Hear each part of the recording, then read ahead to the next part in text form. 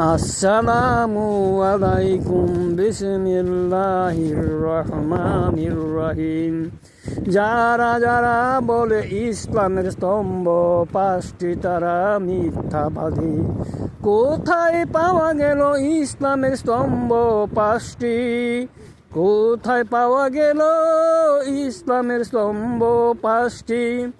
আল্লাহ কোরআনে সূরা মুরসালাতের ভিতরে 10 বার বলেছেন মিথ্যাবাদীরা জাহান্নামী, মিথ্যাবাদীরা জাহান্নামী, মিথ্যাবাদীরা জাহান্নামী। কোথায় পাওয়া গেল ইসলামের স্তম্ভ পাঁচটি? কালেমা, রোজা, যাকাত, নামাজ আর হজ। কোথায় পাওয়া গেল ইসলামের স্তম্ভ পাঁচটি? কালেমা, যাকাত, কামেলা, কালেমা, রোজা, যাকাত, নামাজ, হজ। কোথায় পাওয়া গেল ইসলামের স্তম্ভ পাঁচটি? কালেমা, রোজা, যাকাত, নামাজ আর হজ। আপনি যদি পাঁচটি বিষয়ে পরীক্ষা দেন বা একটি বিষয়ে অকৃতকার্যকারী হন বা একটি পরীক্ষায় অংশগ্রহণ করেন নাই, আপনি কি আপনাকে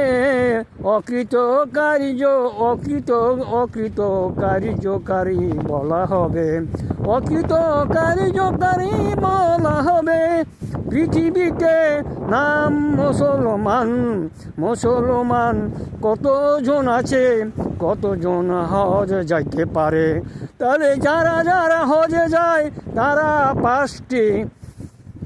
পাঁচটি স্তম্ভে অংশগ্রহণ করিল। আর যারা যারা হজে যাইতে পারে নাই বা হজে যাওয়ার সামর্থ্য নাই, তাহলে তো তারা অকৃতকার্যকারী হইয়ে গেল। ইসলাম কোথায় পাইলেন? কোথায় পাওয়া গেল ইসলামের স্তম্ভ পাঁচটি?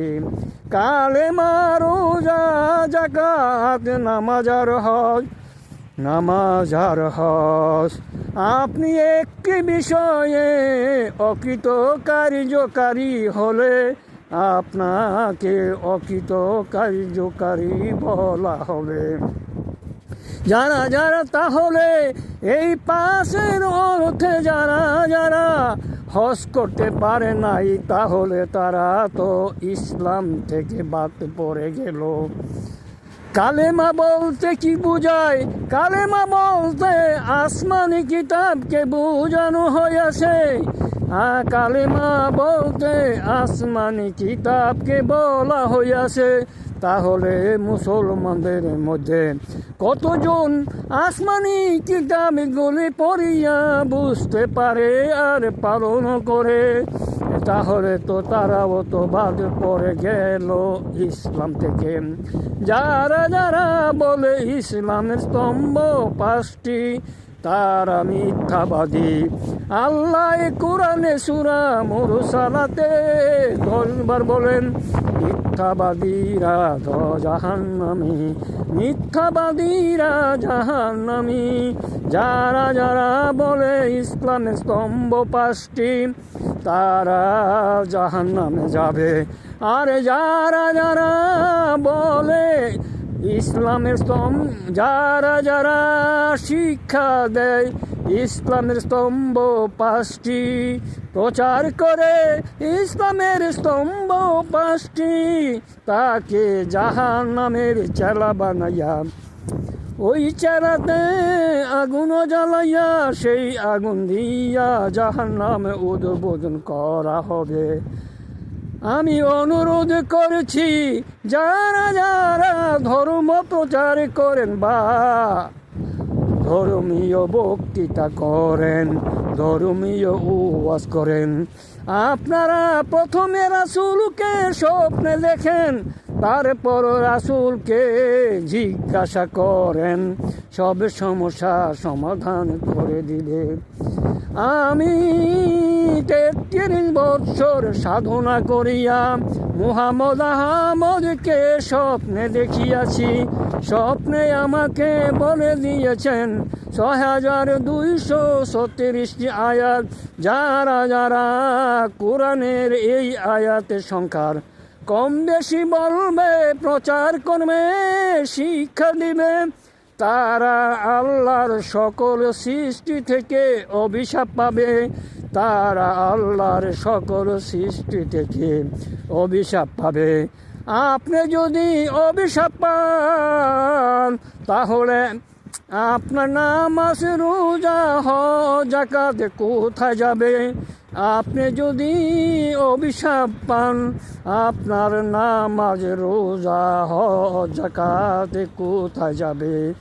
আপনাকে যদি আল্লাহর সকল সৃষ্টি অভিশাপ দেয়, আপনার নামাজ রোজা যাকাত দান খয়রাত ইত্যাদি কোথায় যাবে? ইত্যাদি কোথায় যাবে?